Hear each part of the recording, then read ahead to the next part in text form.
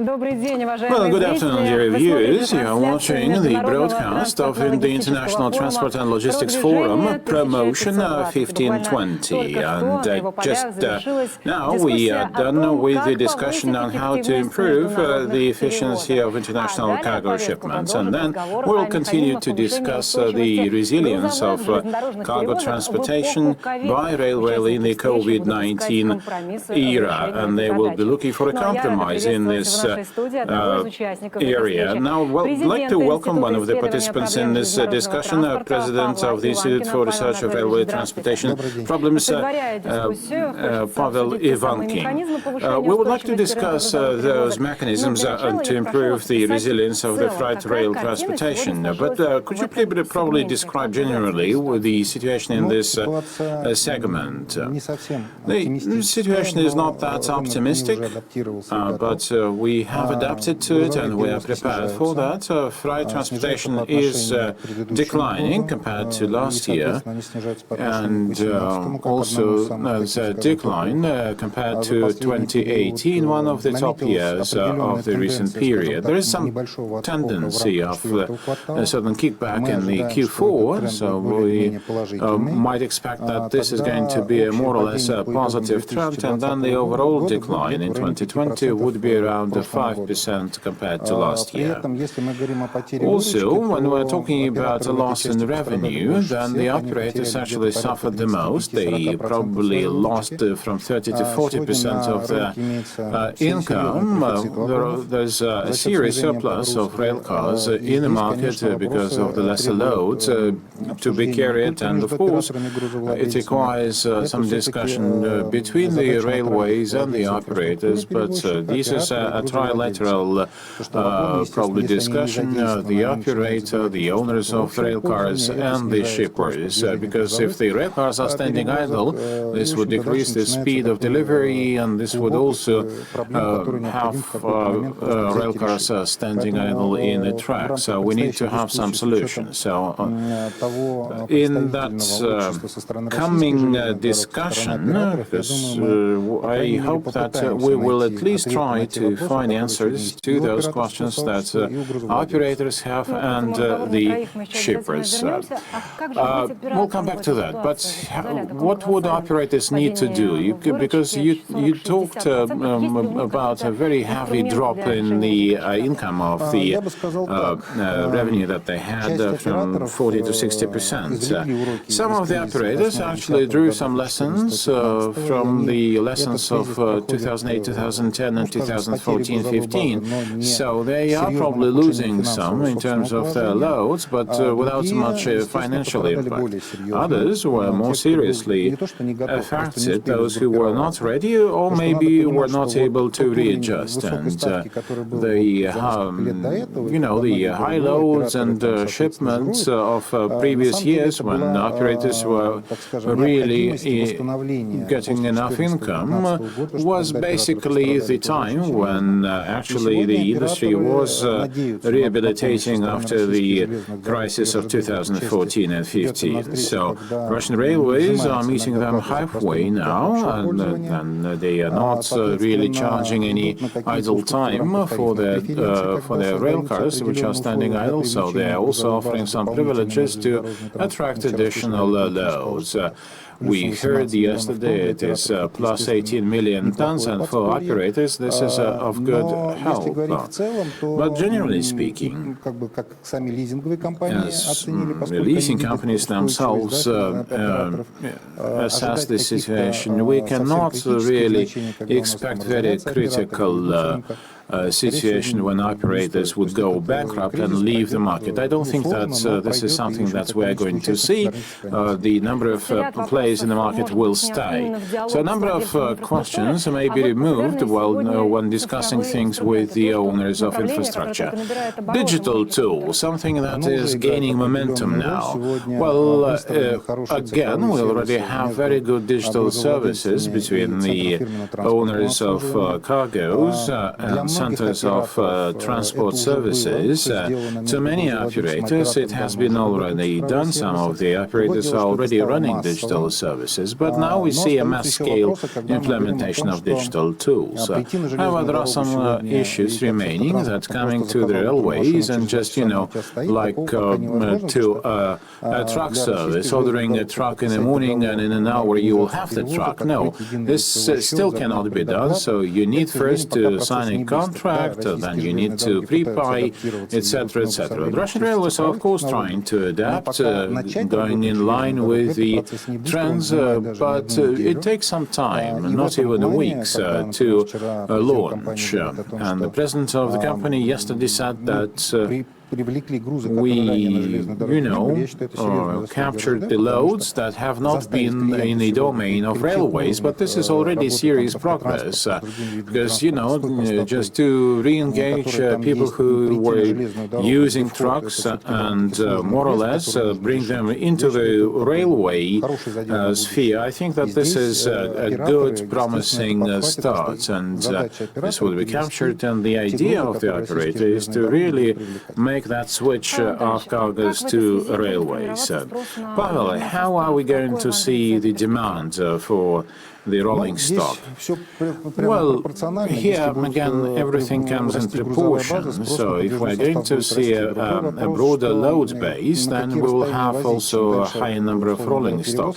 But it's a question of distances. For example, if we are delivering coal to 6,000 or 8,000 kilometers, of course, it brings certain risks within logistics. So if this transportation takes, a month, then of course there might be some risky situations. The operator is more interested of, making 2 or 3 shipments within a month. The income is better and the predictability is also better. Now, what we have today, of course, coal determines many things, and most of the operators are trying to benchmark against coal and trying to adapt to what Russian railways have, so that they can minimize their risks and optimize their delivery times. Now, you have already some forecast for this year, but what comes next? What do you think about cargo shipments in 2021, 22, 23? Would your institute have some forecasts and projections for that time? I would say it as follows. In the last several months, we refined our projection. Before that, we were looking more on the commodity shipments. Now, the dialogue that Russian railways are trying to initiate and find some replacement to coal in the eastern part of the country, then for operators and all the market players have some different tasks in mind, because coal is about routing, is about a large volume of shipment from point A to point B, but high-value shipments mean different delivery systems, different cars, and operators probably would be more interested in this because the cars would be longer in use and which is more profitable.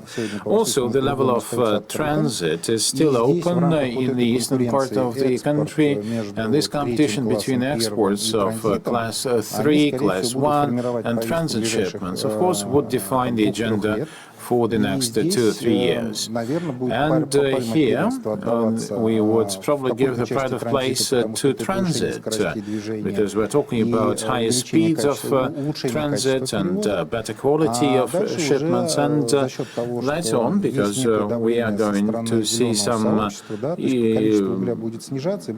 demand from the green society, coal may be replaced by Class 3 shipments with absolutely new technologies, and this would of course generate a new demand, which would be positive, a new demand for rolling stock, and also this would require the use of new technologies that the Russian railways are only beginning to test now. But next year we will see a broad-scale implementation of such technologies to increase the capacity of railways. An interesting picture.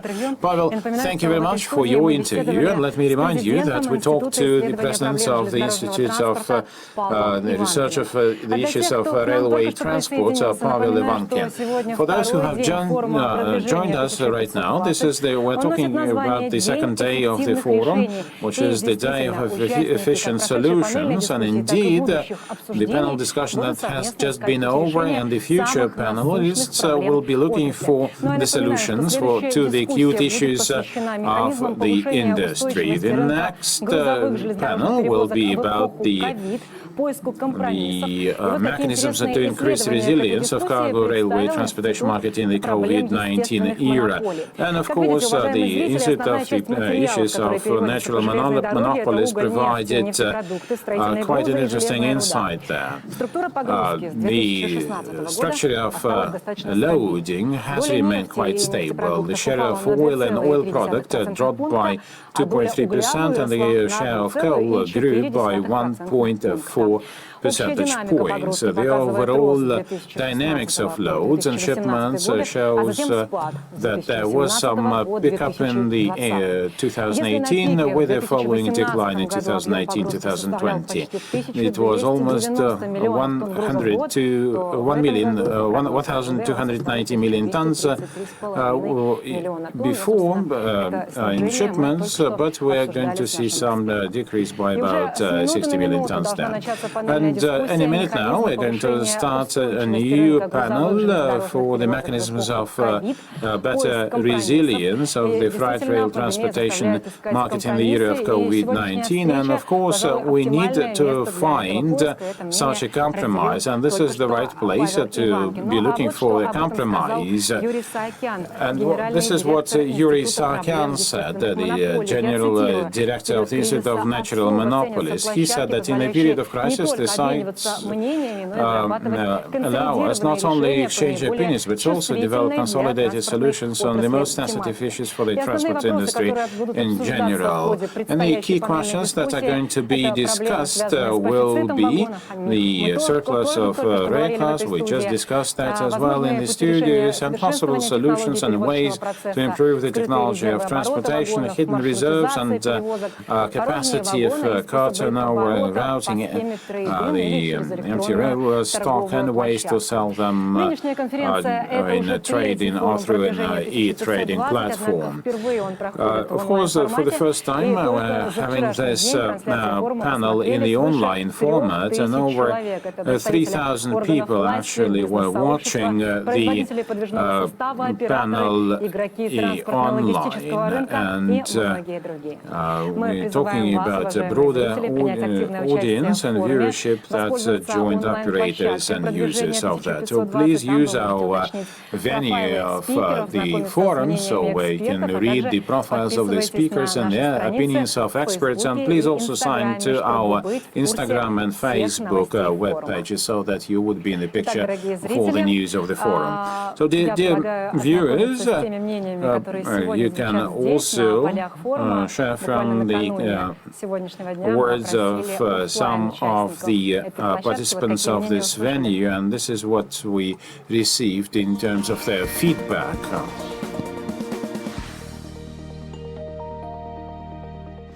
I can see pluses and minuses. Pluses are that more people can attend, especially those who cannot really travel too far for the offline event.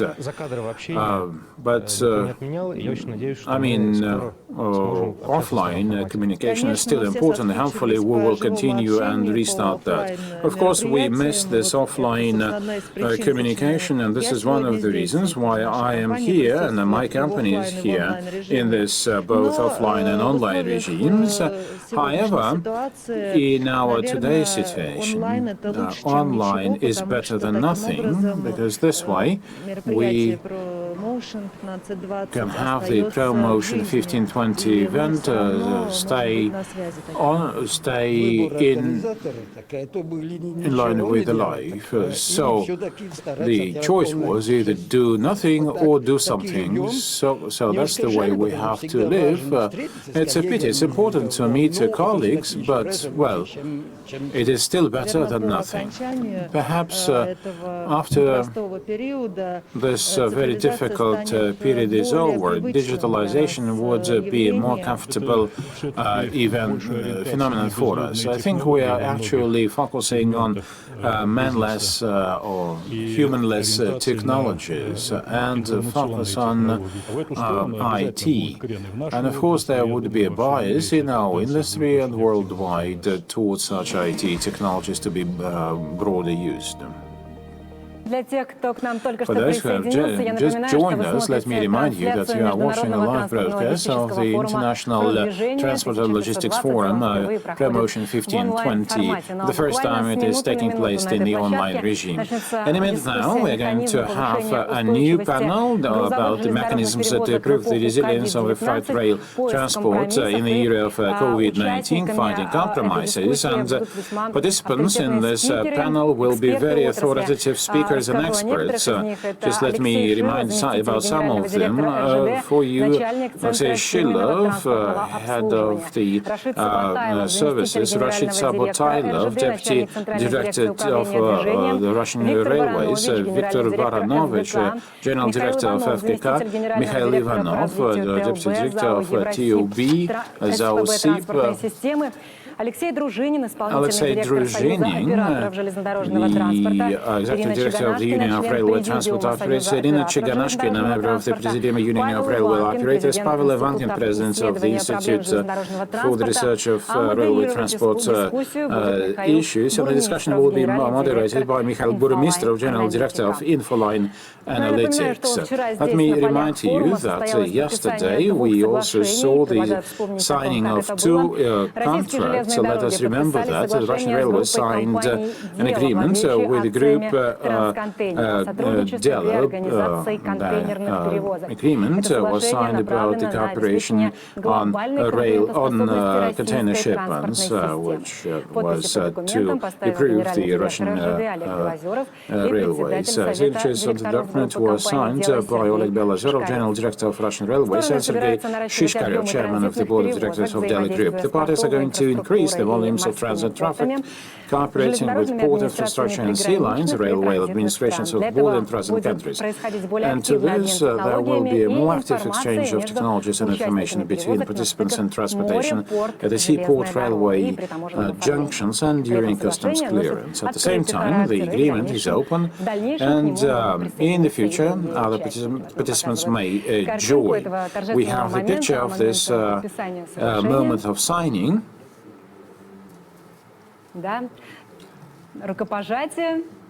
Handshaking and a picture. And with Maersk, Russian Railways will cooperate in the field of development of digital services for cargo transit using blockchain.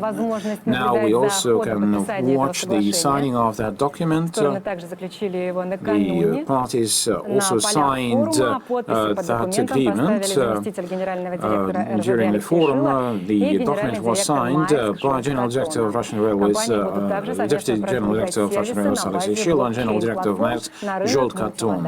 The companies will also jointly promote services based on blockchains in the area of multimodal transportation. So that's the signing of the document, they exchange the folders with the agreement. This all happened here at the forum of Promotion 1520. Very intensive agenda, which we continue today, and you can also watch it online. And in a minute now, we will have the next panel about the mechanisms of improving the resilience of freight shipments in the COVID-19 era. The strategy hall is ready, and now I pass the floor to my colleagues in the strategy hall.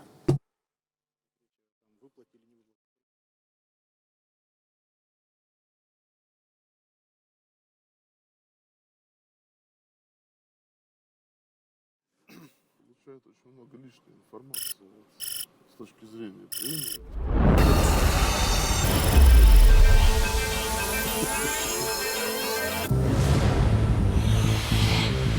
21 век перекроил и ускорил все сферы производства товаров, создавая новые предприятия, порой находящиеся в разных уголках земного шара. Нужный рынку товар необходимо доставить точно в срок, в целости и сохранности.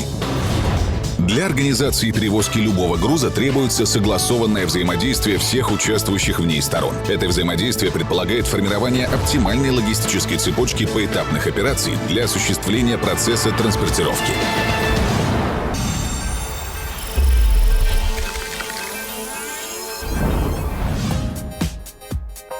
Акционерное общество РЖД «Логистика», крупнейший в России и странах Балтии, мультимодальный оператор, отвечает за логистическое направление бизнеса холдинга «Российские железные дороги». Имеет 11 филиалов, 23 обособленных подразделения, дочерние общества и совместные предприятия за рубежом. Компания является членом Ассоциации российских экспедиторов, Международной федерации экспедиторских ассоциаций, ФИАТа и Ассоциации объединения генеральных подрядчиков в строительстве. Входит в Российский союз промышленников и предпринимателей и в Международный координационный совет по трансевразийским перевозкам.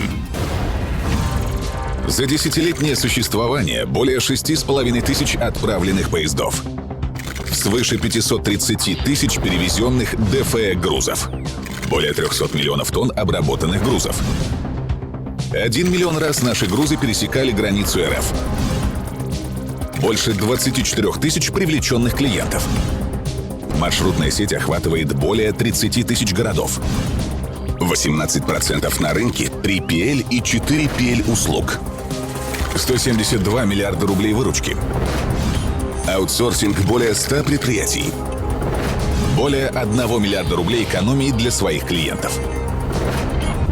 Транспортно-логистические услуги РЖД «Логистика» востребованы клиентами во всех уголках Евразийского континента. Мы предлагаем грузоотправителям широкий спектр услуг. От организации мультимодальных логистических сервисов, контейнерных перевозок, ответственного хранения грузов до строительства, модернизации транспортной инфраструктуры предприятия и обеспечения комплексной логистики предприятия. РЖД «Логистика». Движение, развитие, опыт.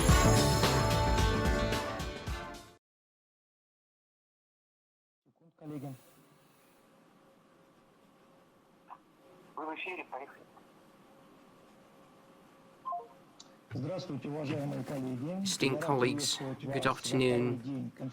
I'm pleased to welcome you on the second day of our conference. We are holding our panel. It's entitled How to Improve the Efficiency of International Transportation in a Search for Compromise. We've got a really high-profile panelists. Our panelists are Mr. Subatalov,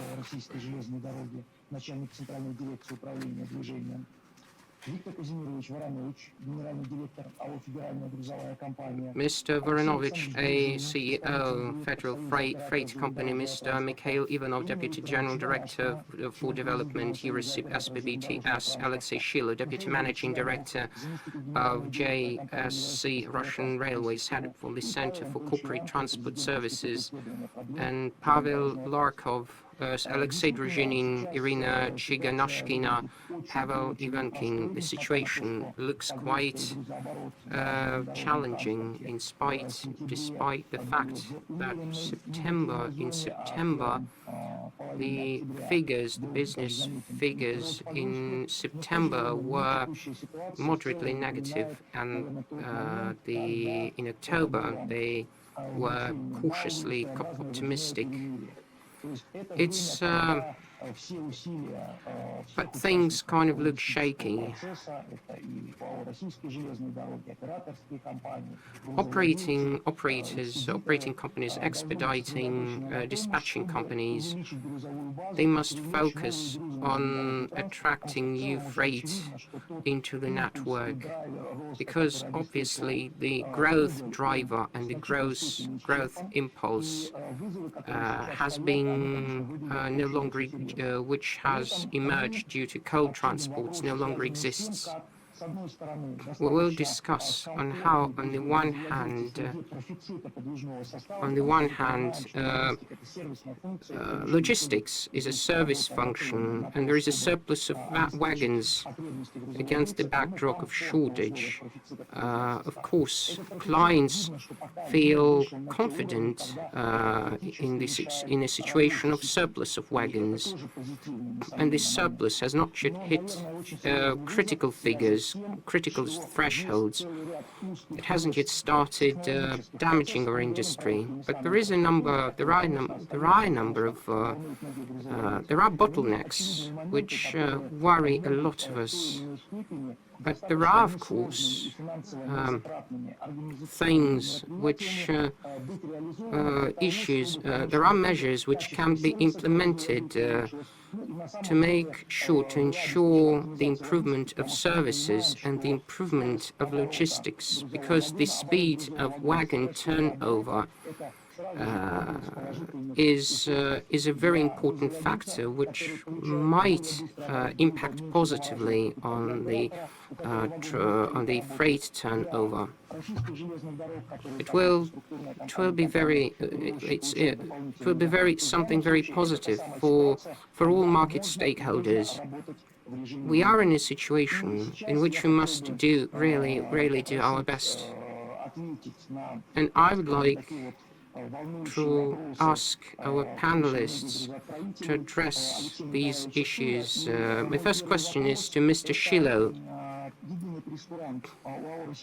The uniform tariff list of the Russian Railways Company, this uniform tariff list does a lot to attract new freight, to ensure the stability, the industry stability.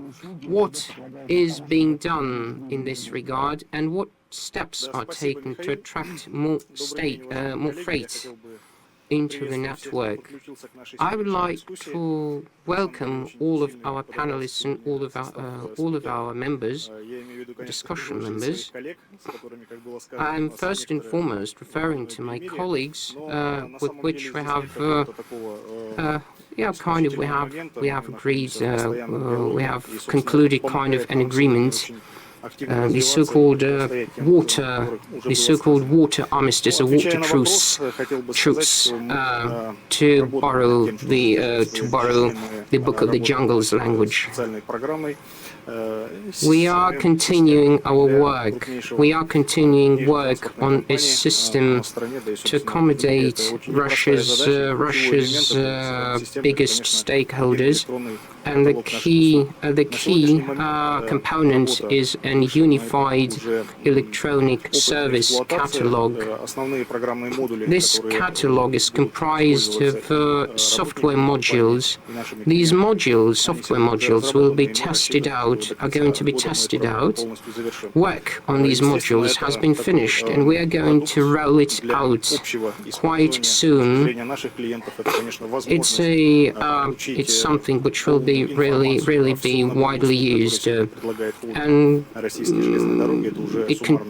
it's comprised of the whole of contains all of the information, a lot of information on what we have to offer. I mean, what on the services offered by the Russian Railways Company and our subsidiaries and our partners. But to develop this uniform electronic catalog, we have to describe our processes. It so happened that we evolved individually, and sometimes it so happened that one and the same service evolved, was named differently, although it was identical, and we are now trying to remove these different names just for the sake of clarity. This uniform electronic catalog is a very good tool you can use it to familiarize yourselves with the customer demand, with the progress of this demand, with the evolution of this demand, and you could just keep track of this demand to customize your services to customer needs. But to get back to our key points, let me just make this 1/3 of all of our services has to do with dispatching, with monitoring, with the monitoring services, with the handling services. All of this helps us. And our partners to streamline our processes as well. Thank you. Well, it's kind of an answer to a question in a nutshell. Well, the work you're doing seems really fantastic to me. In order to be able to create such an electronic catalog, you have to describe your processes. And in each individual company, this attempt to describe things gives a huge boost to its competitiveness. But at this joint at which individual interests kind of coincide, from the standpoint of using locomotives. What does the Russian railway company offer its clients? Because it's a bottleneck. That has to be handled by individual operators, individual stakeholders individually. Thank you. We often hear feedback from our clients. By the way, we've recently launched the so-called focus system to process client feedback. Sometimes clients complain of bottlenecks that have to do with locomotives. It's a huge challenge which can be broken down into two aspects. The first aspect has to do with interaction or cooperation. Speaking of the Russian railway system, I can assure you our company has no shortage of locomotives. We have several thousand of locomotives. We've got some of them in reserve, and shunt locomotives as well. Currently, about 150 locomotives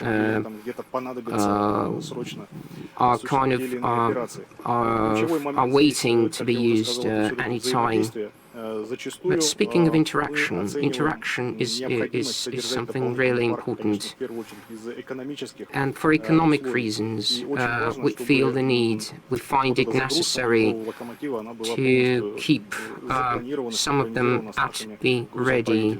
But of course, we have to coordinate their usage with dispatches.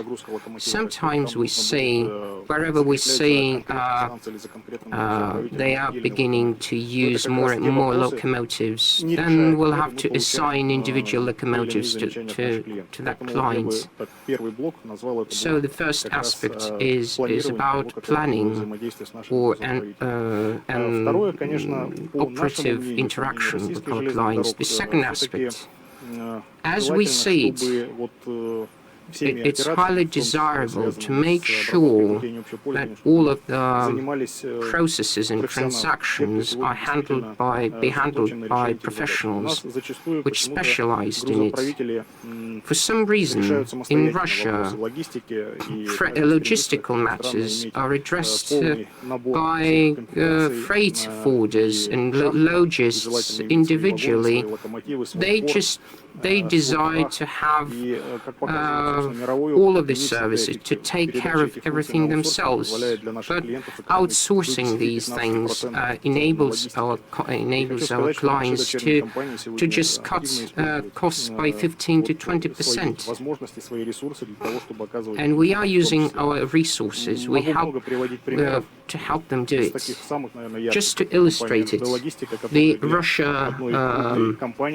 the RGD Logistical, the Russian Railways logistical company, helps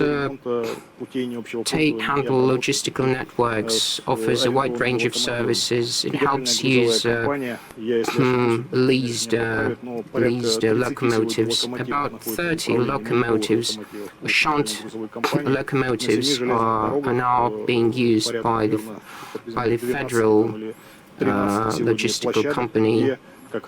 Russia has about 13 sites that outsource shunt locomotive services and locomotive leasing services on site. So these,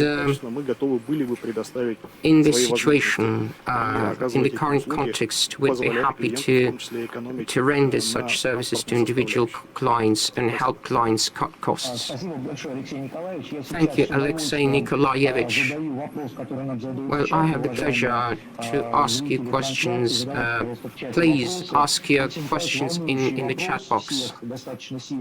Alexey Nikolaevich, in September,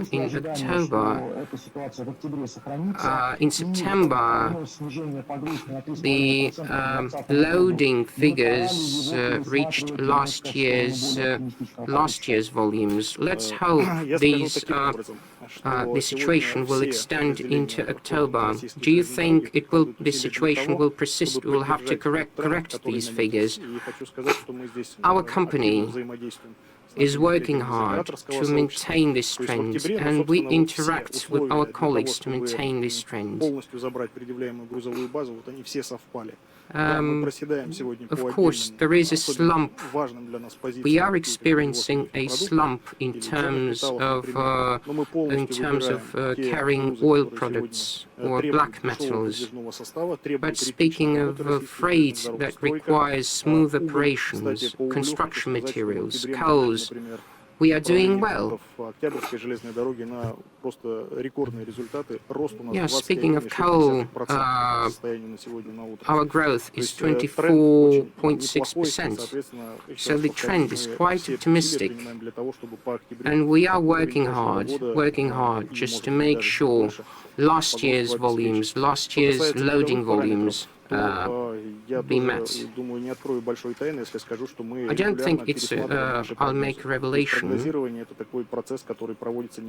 We are all constantly correcting our forecasts.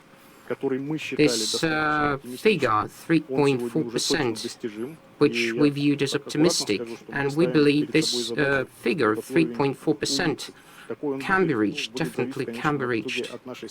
But the end result will certainly be shaped by our cooperation between our company and freight forwarders.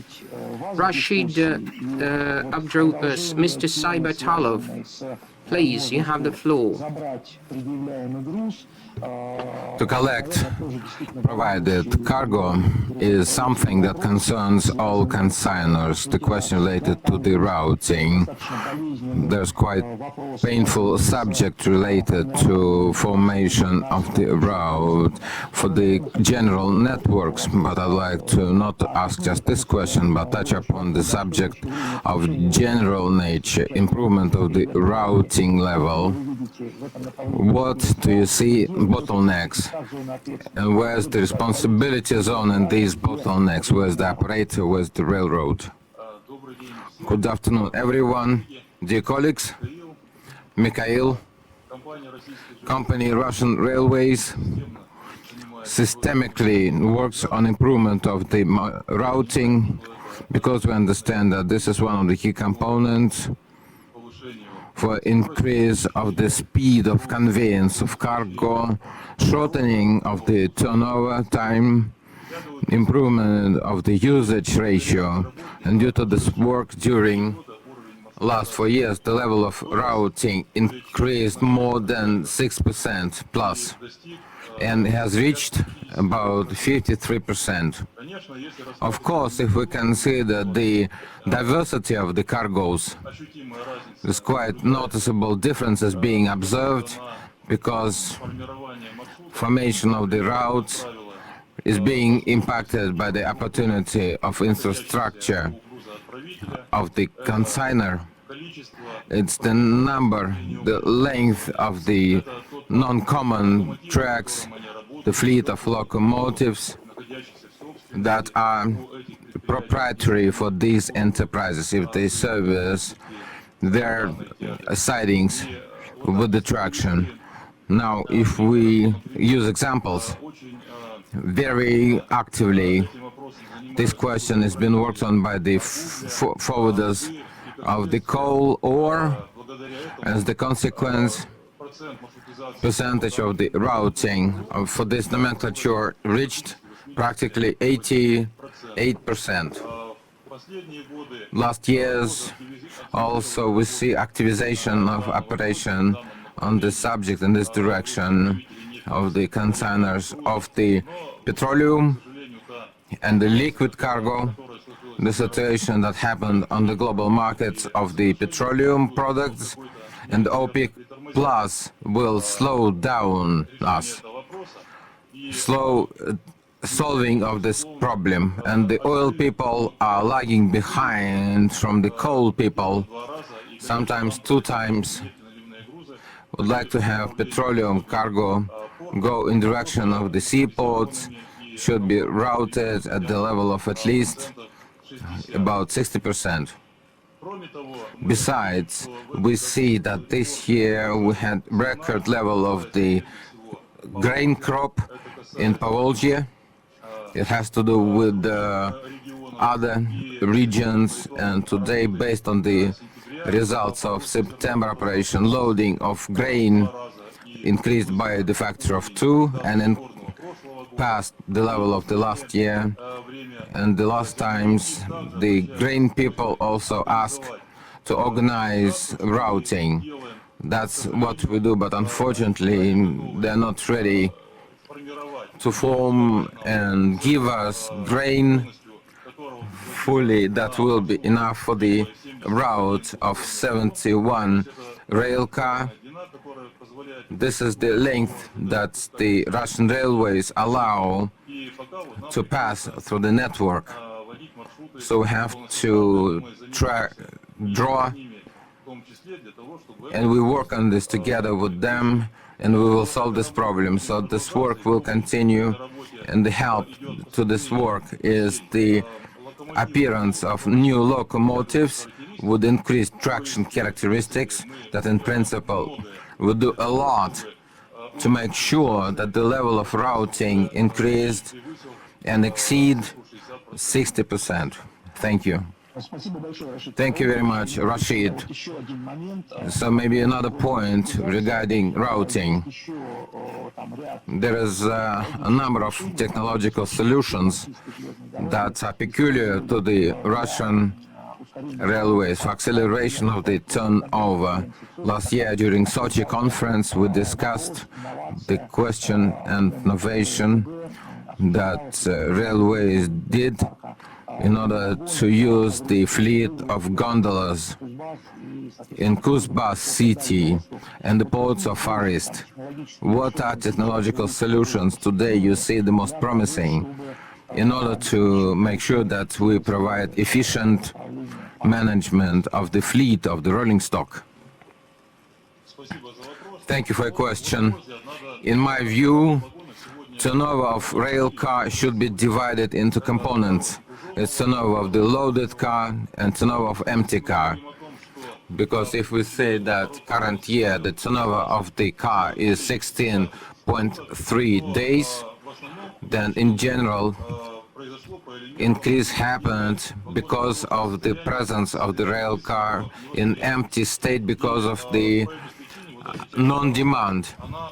This part of the turnover increased by 22%. If we talk about turnover of the rail car, the transit rail cars in a local network, this indicator decreases in the transit by 11.9%, in local component more than 6%, and of course, based on this, this is our key challenge.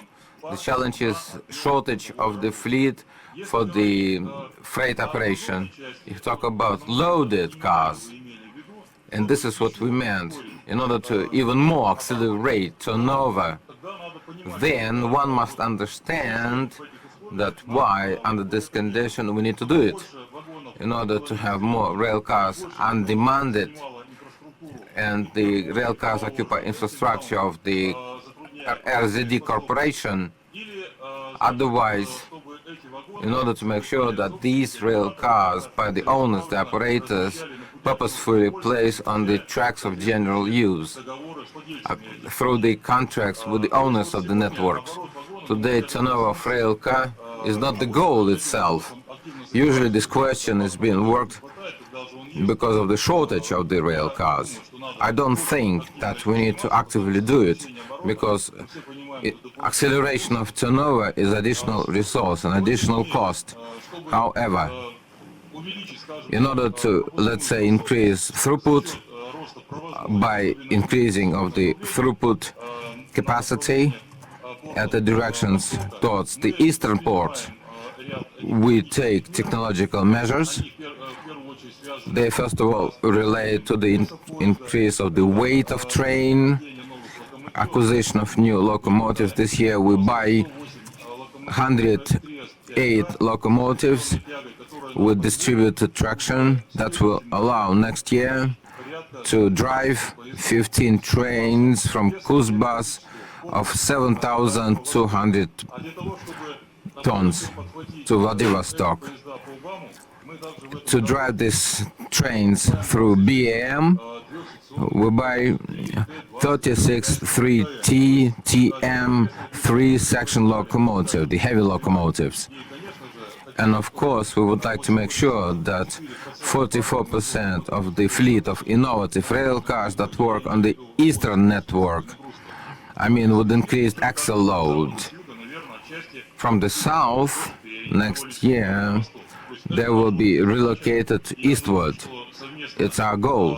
And I think that our goal, together with the owners of the cars and the consignors, were quite capable of solving.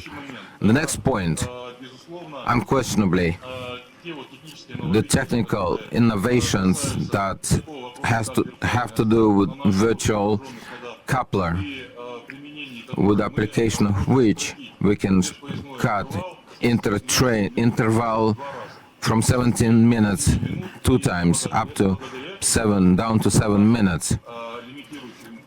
And this is limiting point, so we can drive more trains per time.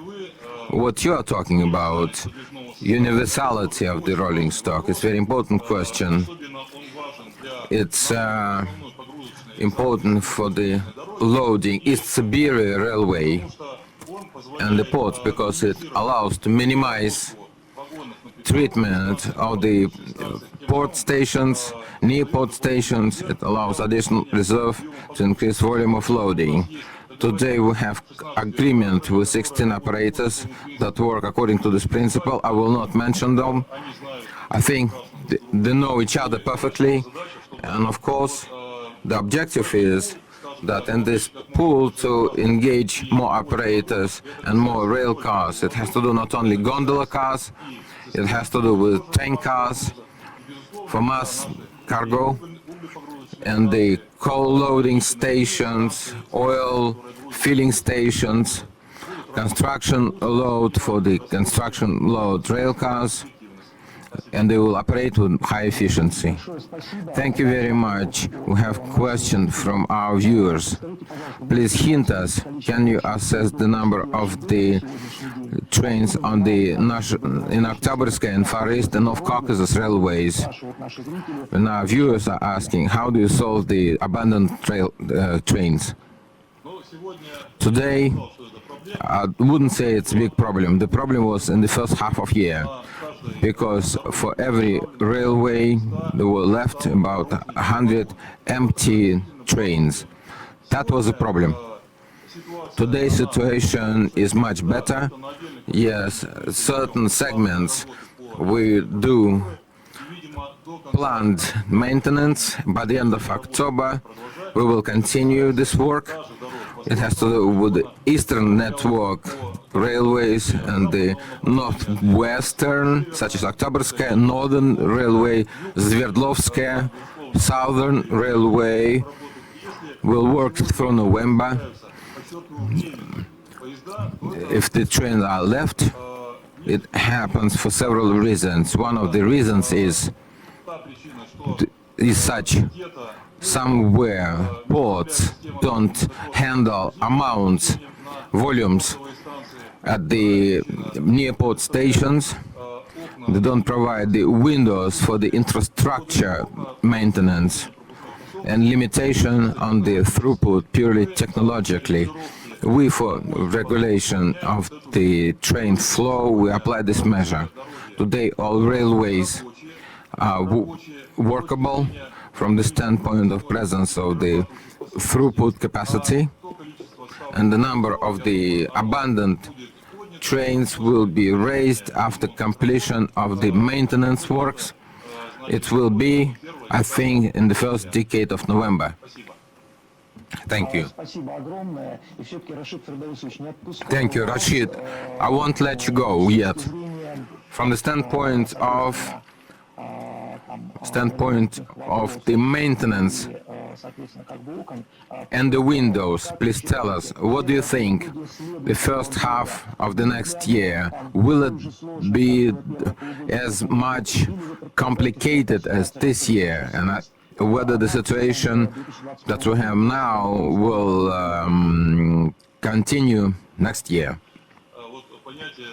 The concept complexity is quite relative, because life is complicated.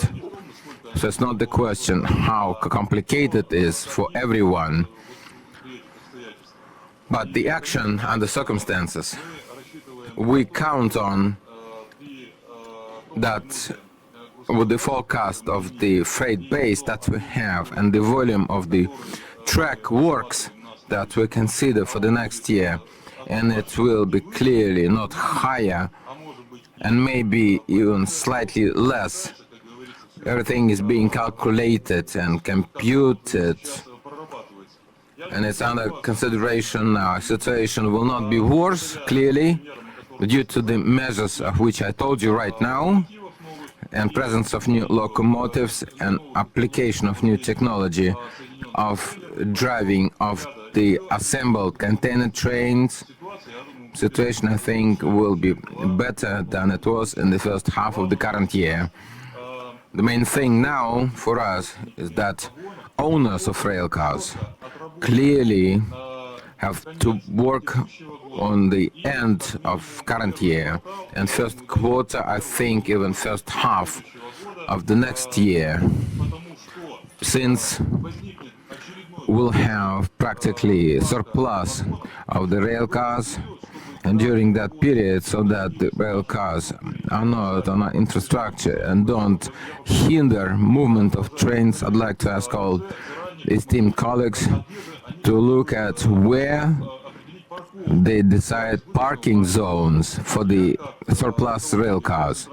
As the head of the directorate, if we use majority of the fleet, and we know they need to place rail cars on the tracks of the owners, on the sidings, if the number will be placed, it will not cause any complications. It will be improvement of the organization of the transportation process, and everyone will win. Thank you very much, Rashid.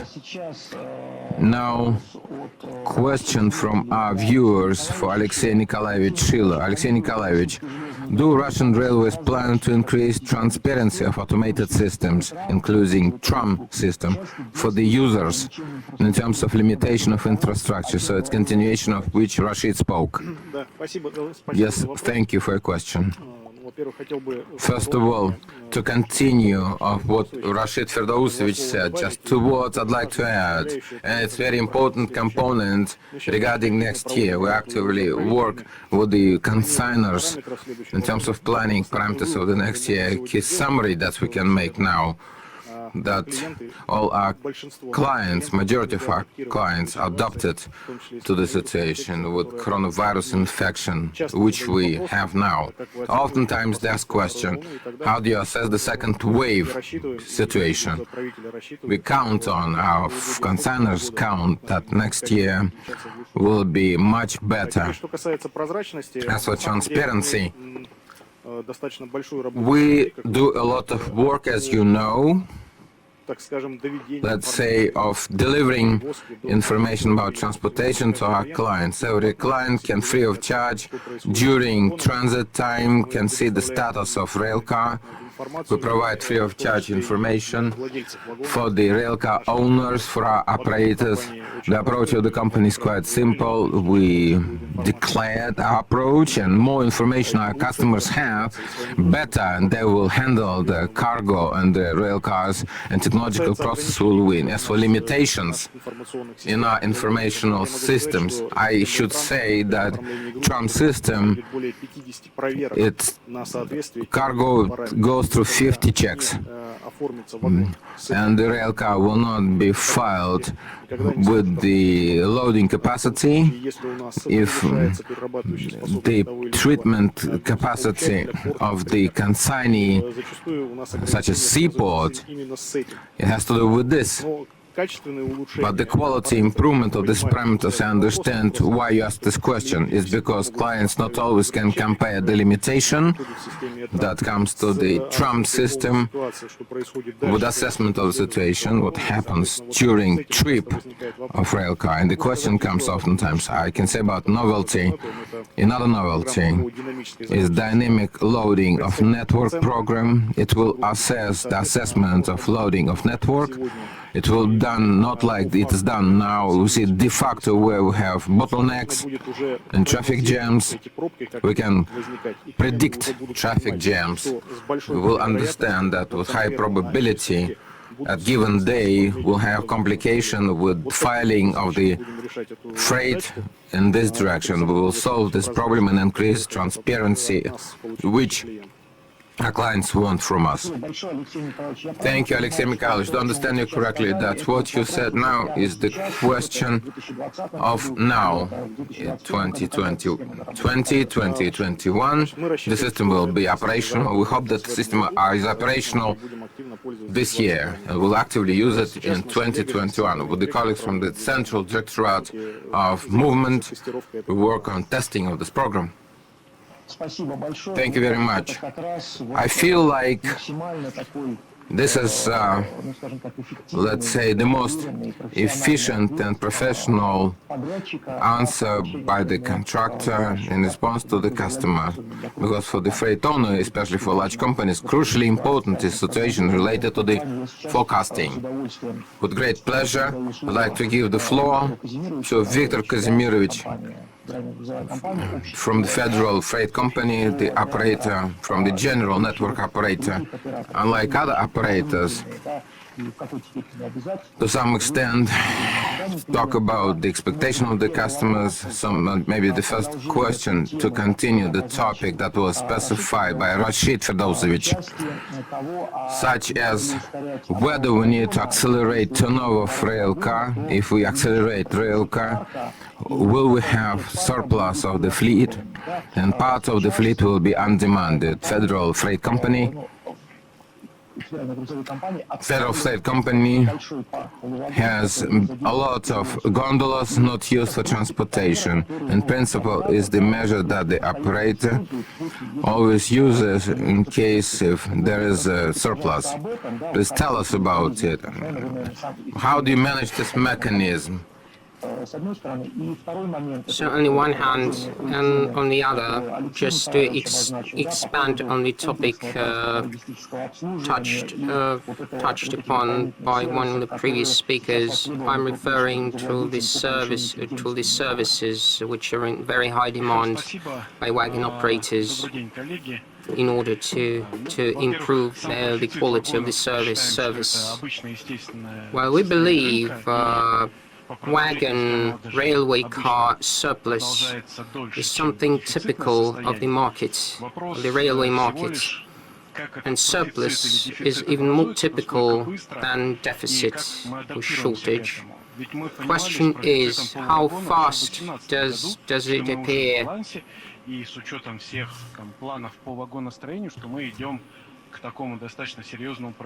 It was back in 2018 and 18 that we were heading for a surplus, but back in 2019 we did have time. We were quite comfortable about it. Then we had a stress scenario. About 40,000 gondolas were no longer needed at the start of the year. About 70 to 80% of gondolas are in surplus, are not needed, but the market has adjusted to the current situation. Such wagons have been are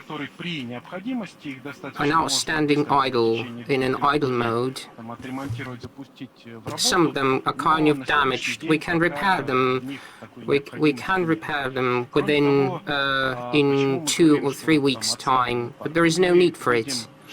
What about the idling of wagons? What else can we add? What else can we say about it? When wagons, railway cars, were no longer in shortage, then about 40% the costs of a wheel set dropped by 40%.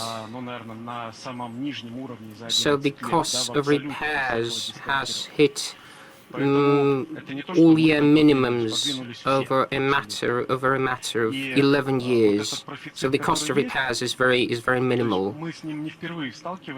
So the surplus situation is something we don't see for the first time. I think we see a similar situation. We've seen a similar situation 4 times over the past 10 years. But what really matters is if a market shrinks fast, then it becomes quite painful. Since we are a big company, it took us a long time to coordinate tariffs and rates with our clients. And we just took the following step. We published all of our rates and tariffs, taking into account our discounts, and we publicized it. We published it, made it public. There is a contract you can find online. You can sign this contract, and if a customer signs this contract, they find online, then it automatically becomes effective. This measure has removed, thanks to this measure, there is no longer the need to do much paperwork. We have removed a lot of bureaucratic barriers, and any client doesn't need to consult us, to contact us, to assess the quality and the rate of our services. As for changing the turnover of the wagon turnover, my point is that any work requires expenditures, any work requires additional resources. In the current situation, if a client wants to increase wagon turnover and is ready to pay, then the Russian railway company is willing to accommodate a customer like that. What's also very important, what is the variety of a wagon, railway wagon. If it's a innovative wagon, is one story, one situation, but what really matters in the current situations are factors like time and the speed, the arrival time, when it's going to arrive at the destination.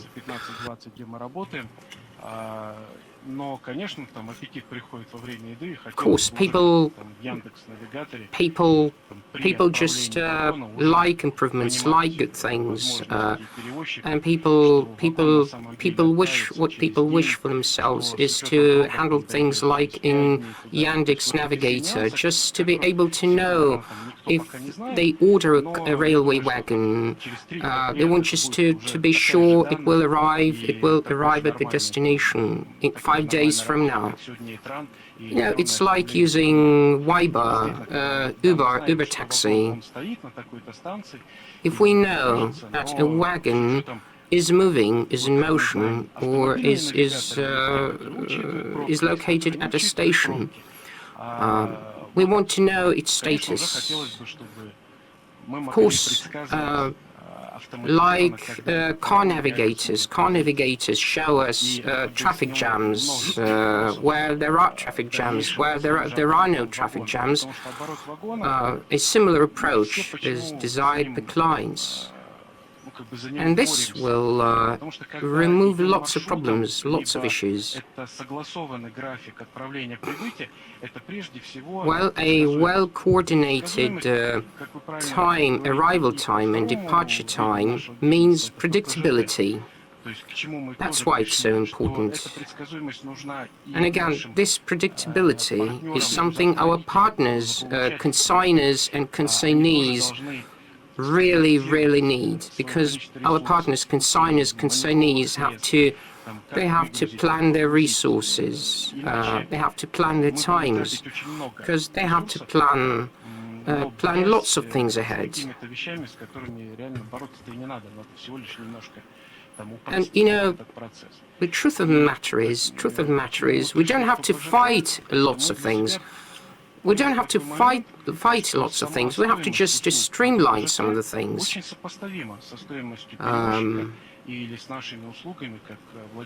That's the situation.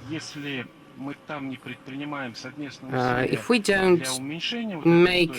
don't make effort to cut costs, then we risk losing cargo, missing orders and missing clients, losing clients. So we just it's our desire to attract cargo into our network at all costs. Since 2016, we've been developing a product and we've been delivering it.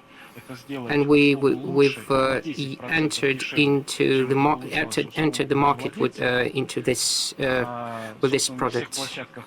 The main task of the product is to cut. So we have about 12 sites, several locomotives of our own. We've bought several new locomotives. We just own locomotives. And it's something very good, something very positive, because they enable us to trade in, offer us a trade-in option for locomotives. Those shunters those shunters which forwarders, consigners have on track are sometimes very old and obsolete. New, older older shunters, shunting locomotives have an energy consumption or fuel consumption of 16 liters per hour, and the new ones, they only consume 9 liters per hour. So we try to optimize our technologies, our routing technologies, our loading technologies is one story.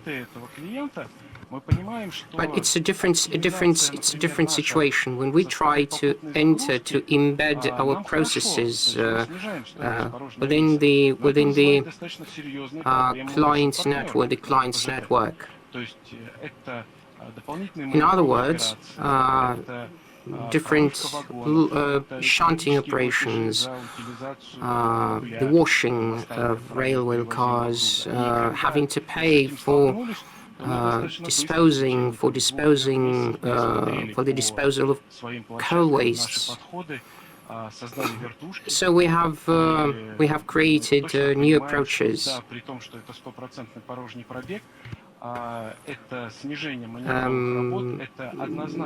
We have improved the number of the amount of idling time. We have created new approaches. We have introduced new approaches to reduce the amount of contamination of environmental damage. And today, our services costs, the cost of our services is 10% lower. The speed of loading is 20% higher. Sometimes we have a growth by 60%. And thanks to cutting costs, GCM costs, we achieve a situation in which we make money. We not just cut costs, we make money because we're not a charity project. We work to make money. And we've collected competencies. Thank you, Viktor Kazimirovich. I'd like to give the floor to Mr. Druzhinin. We have discussed this question already. It's quite a relevant issue. Why? We have a question from our text box, chat box. This question is about idling our rolling stock.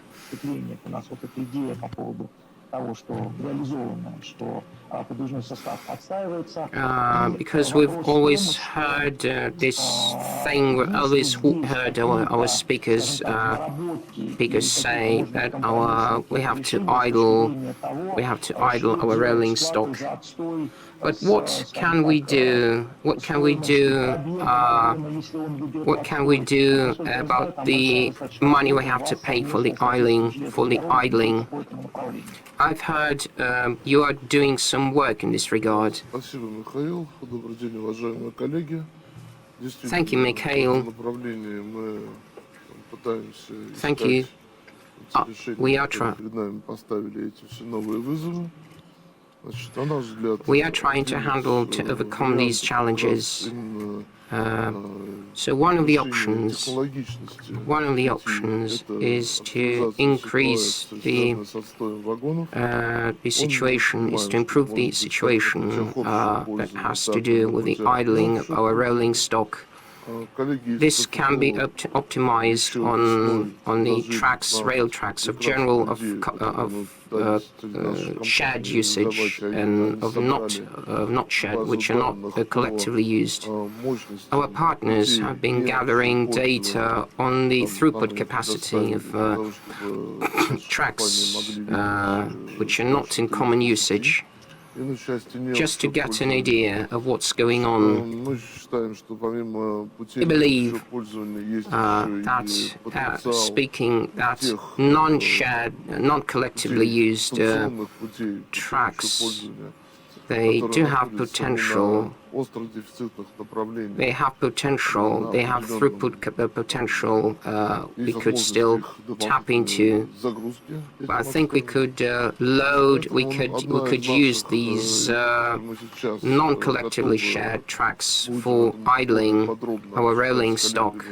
And one of the issues we are going to take up with our Russian partners from the Russian railway company is to introduce differentiated rates for utilizing non-shadely using tracks for idling rolling stock.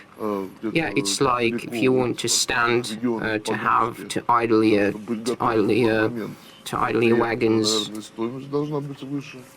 wagons on tracks which are heavily used, you'll have to pay more. But if you have an opportunity just to drive to idle your trains and wagons in some remote area, you'll be able to pay less.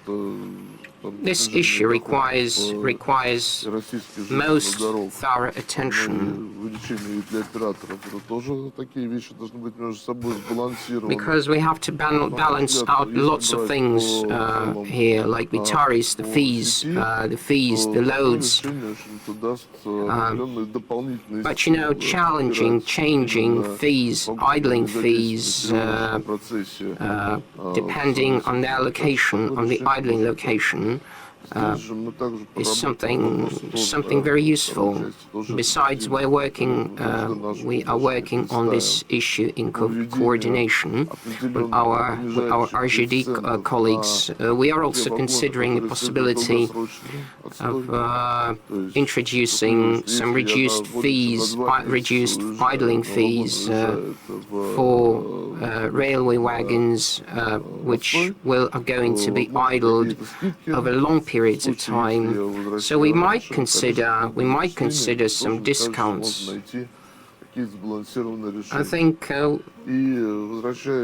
quite well-balanced solutions here are quite possible.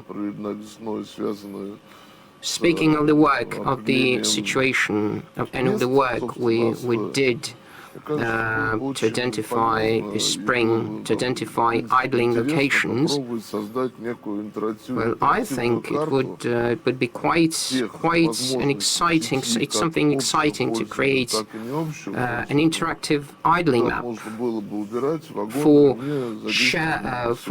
for railway tracks in shared use and not in shared use.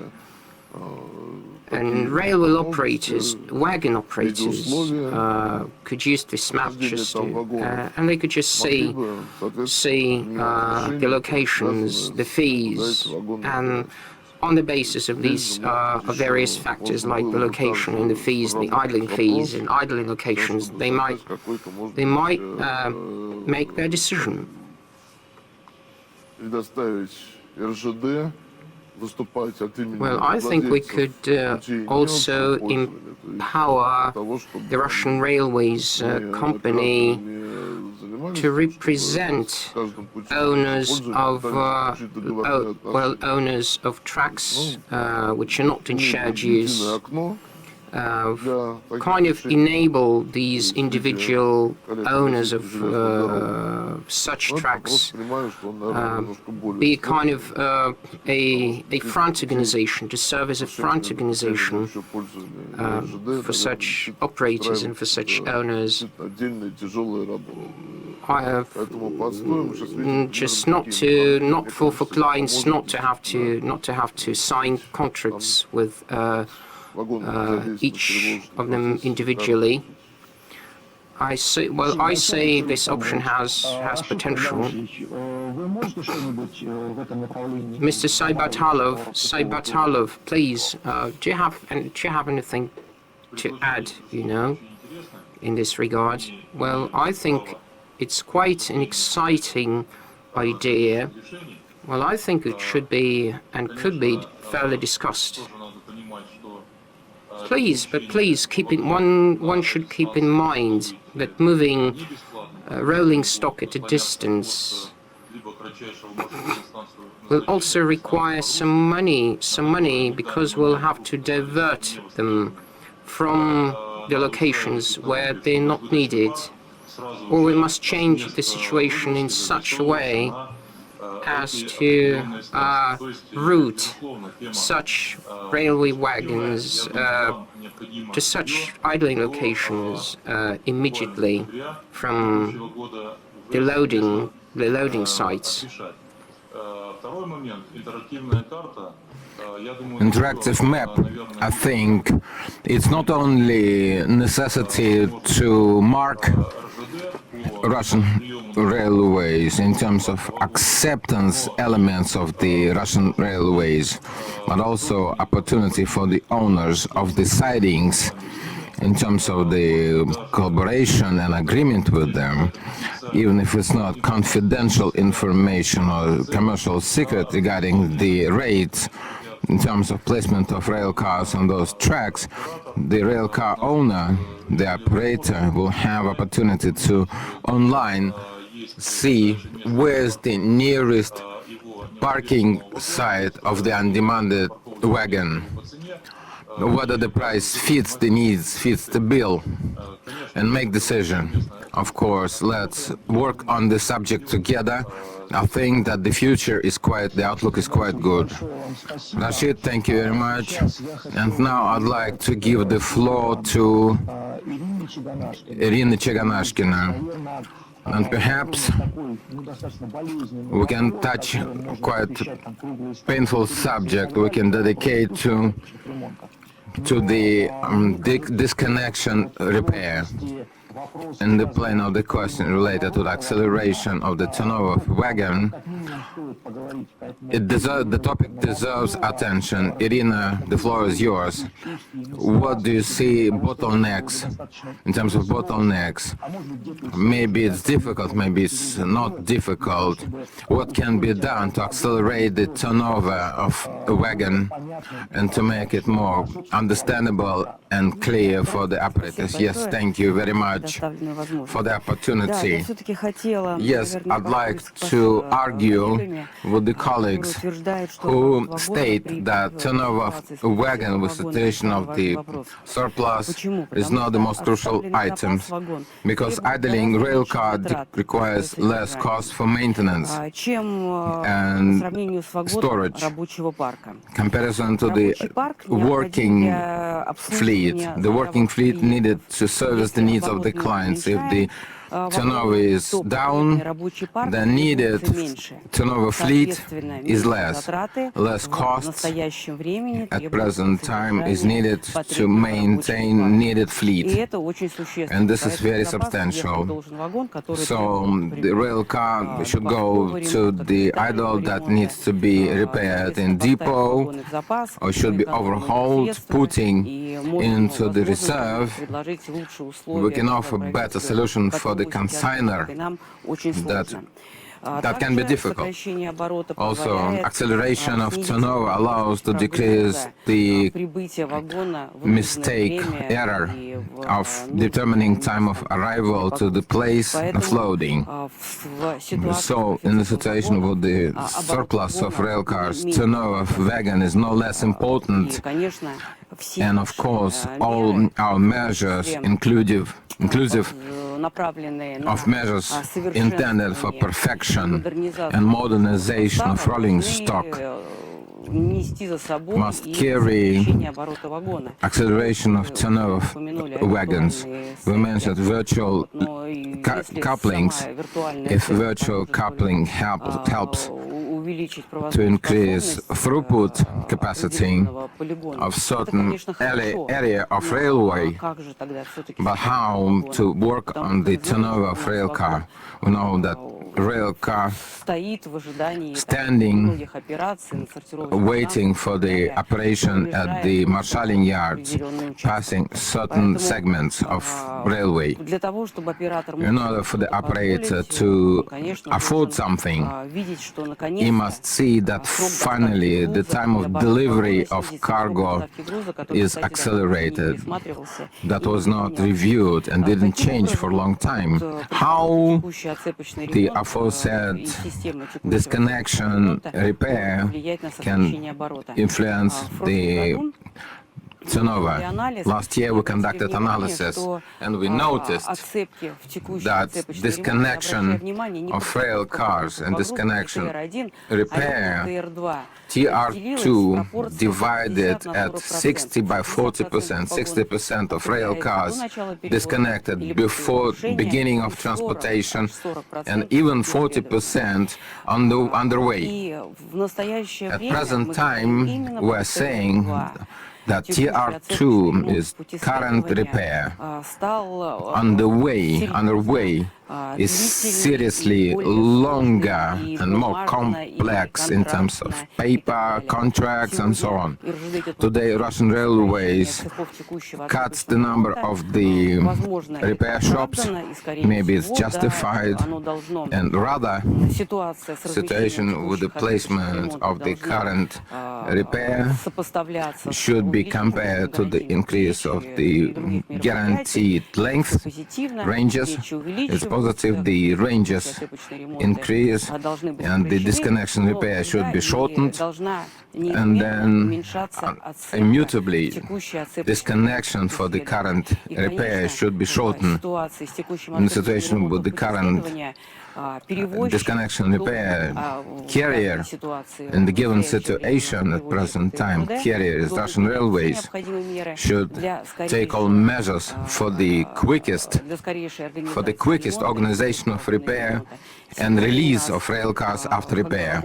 When rail car is disconnected underway, the operator should make decision, the operator who is not participant of carriage should decide where to send rail car.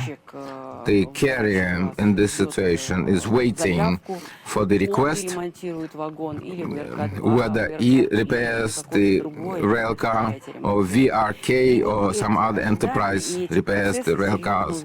This process has seriously increased time of idling under repair.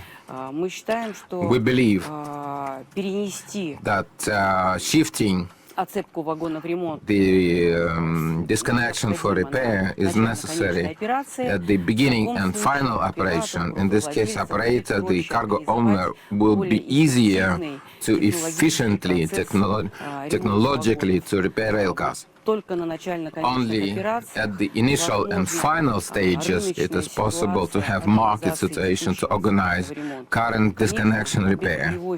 Without carrier and the infrastructure owner, it's impossible to get by, because the general access railways are necessary, whether it's mobile repair, stationary repair. This question of the current disconnection repair has to do not only with the operators, but carrier, first of all, and infrastructure. Because the fact that faulty rail car is waiting for decision-making underway, that rail car is faulty, rolls to repair place. If it's seriously faulty, it's still moving and moving sometimes for longer distances. We need to work on this subject to have great reserve that will help to decrease needed turnover fleet in our total cost, that is the cost of rail transport, that today, as the colleague said, obviously at the earlier sessions, loses in terms of transportation of the automotive transport. If we talk about what should we do during COVID, during decrease of the volume of transportation, we also need to look at that those consignors that switched to automotive transport and so on, as properly stated by Viktor Kazimirovich, very correctly said that shunting and PPGT is very serious costs at the level of cost for provisioning of rail car for conveyance, and the shunting costs hinder to return volume of cargo that shifted to automotive transport. Thank you very much. Now I'd like to give floor to Mikhail Yurievich Ionov, Deputy General Director of Eurosip SPB. There is a nomenclature not only creates gladness, it is dynamically growing. It's container transportation. You, as the representative of one of the largest operators, as the member of the working group that works with Russian railways on container transportation working more efficiently, in few words, tell us what's going on. Tell us about the bottlenecks that still remain based on our preliminary survey. What can be done to increase the speed and decrease the load on the Russian railways employees? Good afternoon, colleagues. Thank you, Mikhail, for your question. I would like to let me explain and tell about our interaction with the Russian railways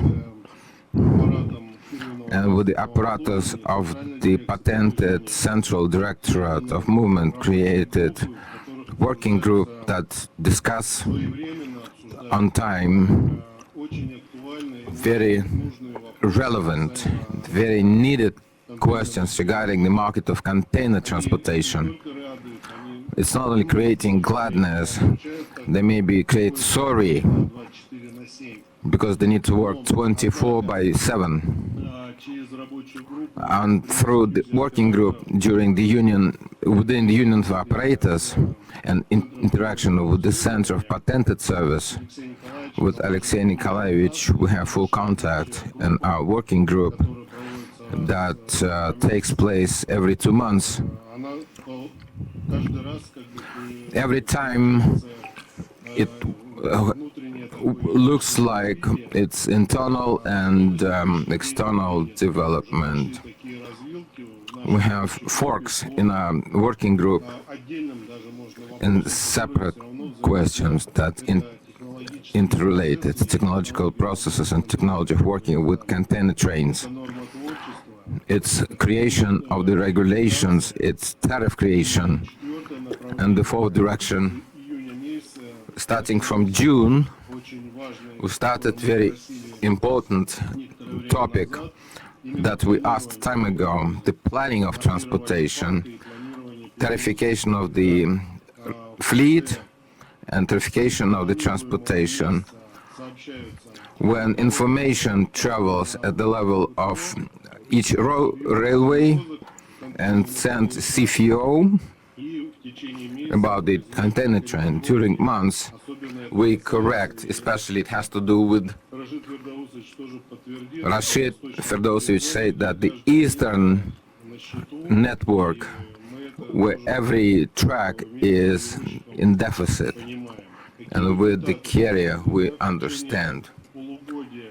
During half year, we made joint decision regarding the rules of transportation of the container trains. From this, we have new decisions signed by the first Deputy General Director of Russian Railways, Mr. Krasnoshokov, regarding the rules and the order of operation of the container trains by carrier and other market participants. Hence, the technology offered by the movement people by forking and driving trains in coupled mode is welcomed. Also, we suggested certain things regarding this technology. Now, it can be said the idea of the last year but it is developing even more regarding the technology of the smart trains, shuttles, and big hub stations, and the near seaport stations, and the segments of railways. The smart technology is being in demand, and there are certain aspects. There are technological aspects, tarification, and the planning. Just some time ago, we assembled an Alexey Nikolaevich-led working group, and he said very interesting things regarding numbers. About tens of thousands of containers travel in non-organized trains. And this is what Rashid mentioned and he asked about routing. And there is very big volume of operation where we should work a lot on the formation plan and with the products and tarification of transportation so that they can be streamlined. I mean, to use smart technology or the freight expresses, that will give a winning situation for the market. What are the reserves? Nowadays, the institute, and we know the Special Institute of Railways, 2 minutes literally, yes. It has to do with me, I understand. The digitalization, digital models of operation of stations, interaction with terminals and sidings, that's why reserves can be found regarding technology of inspection of rail cars with containers. One may say the modern ways of inspection. The question was raised by our working group participants. In the working group of Alexey Nikolaevich, we expect the answer from Russian Railways, because the question of safety of movement is very important and should be very meticulous from all sides, and to inspect rail car when it arrives and container to inspect, and how to do it for the double operation. 6 million containers, and everyone is working on this subject. We open stations, we buy rail cars, we make technologies. The goal has been set and goal is being achieved. Thank you very much. And now, in conclusion of our discussion, I'd like to touch upon the subject, which is not simple one, because the competition with automotive transport, when we talk about large consigners, story is quite clear, but there are smaller companies which, let's say, process of coming to railways is so complicated, so critically limited. Pavel Ivankin, Institute of Research of Railway Transport Problems. And maybe now he will share with us regarding bottlenecks and the questions for a number of big cargo owners. And this cargo is quite expensive. Thank you, Mikhail. Good afternoon, dear colleagues. I'd like to mention several points. If we talk about that we need reserve for increase of loading, to increase of the accelerate turnover, it's customer that travels up to 2,000 kilometers. Russian railways already made step forward. There are expresses, there are overnight expresses. There's opportunity to deliver such cargo, such as perishable goods, construction goods, that used only automotive transport. But if we talk about new customer, then we will have an obstacle. The obstacle is that the client can order automotive vehicle. At night, the vehicle is in Moscow and St. Petersburg. If the customer never worked with railways, then there are points you need to to open ELS, he needs to establish each one. He needs to learn what's ASU, what is PNG, how to file the bill of lading. Going deep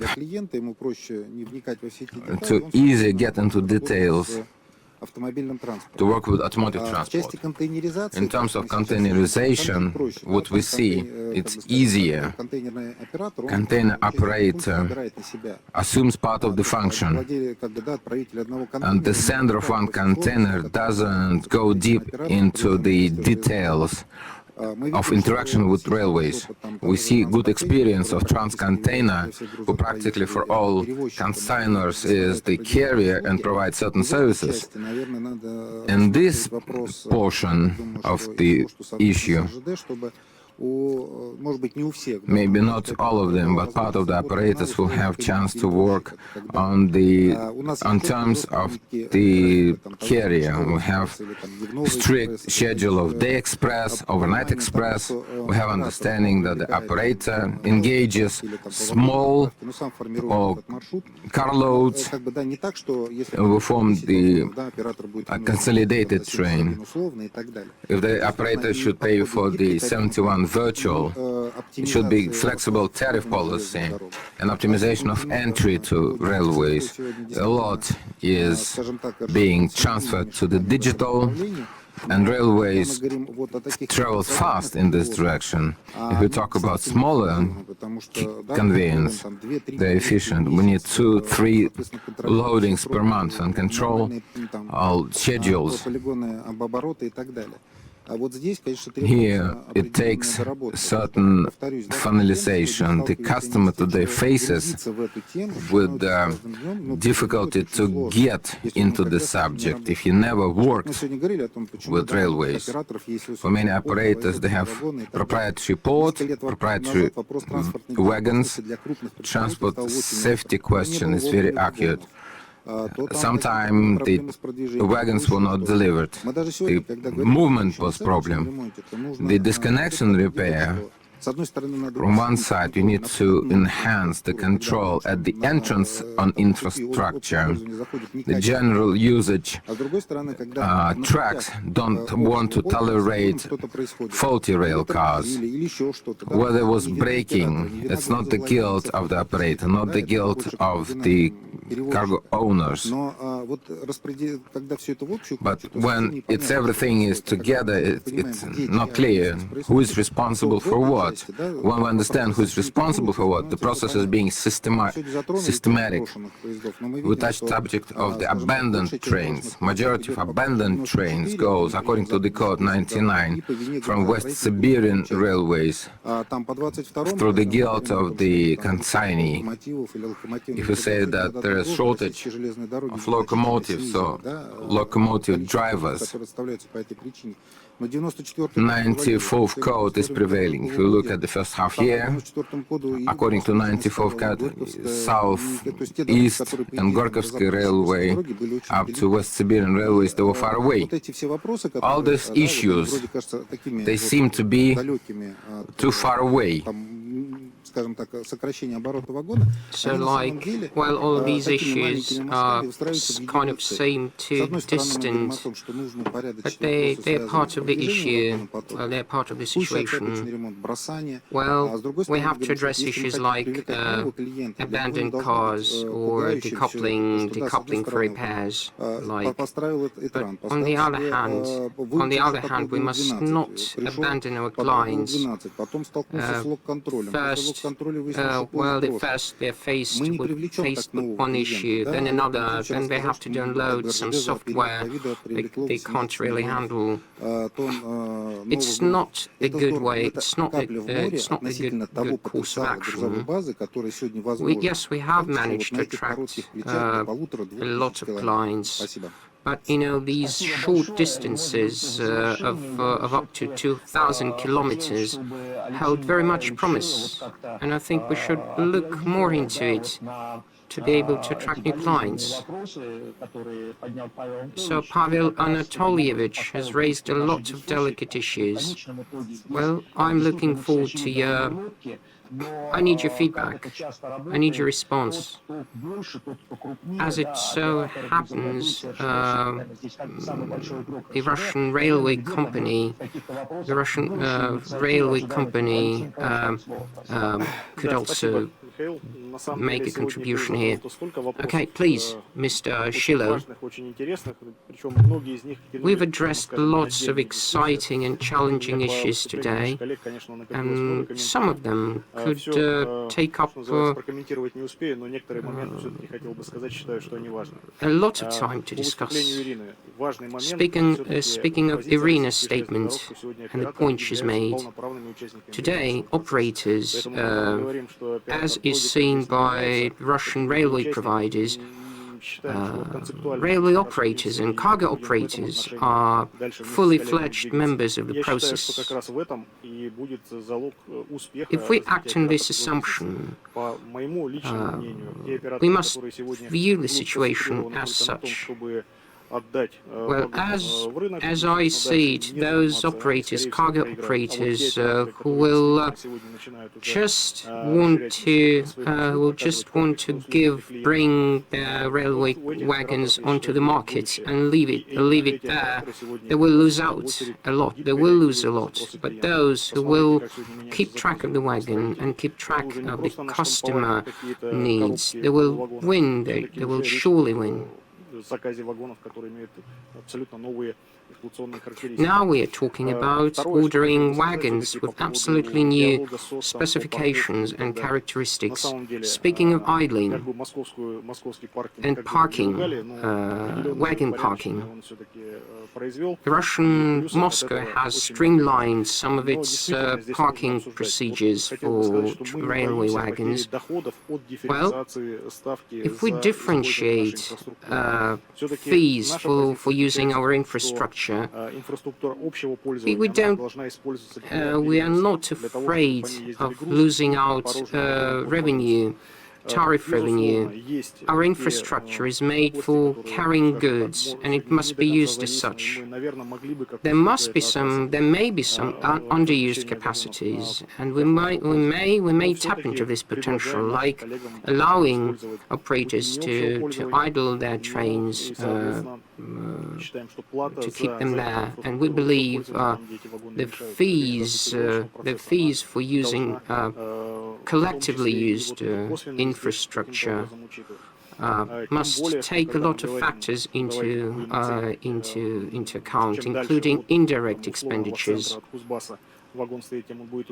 And this approach that says the tariffs, the lower, the more distant the idling location, the lower the tariff. Well, I think this approach also requires some caution, just to avoid overloading our tracks, even non-shared use tracks. Speaking of the map, of the idling map, well, I would urge our operators, rail operators, to analyze and to think our electronic e-trading platform, so to speak. I think you could use this platform to identify location for idling your trains and your wagons.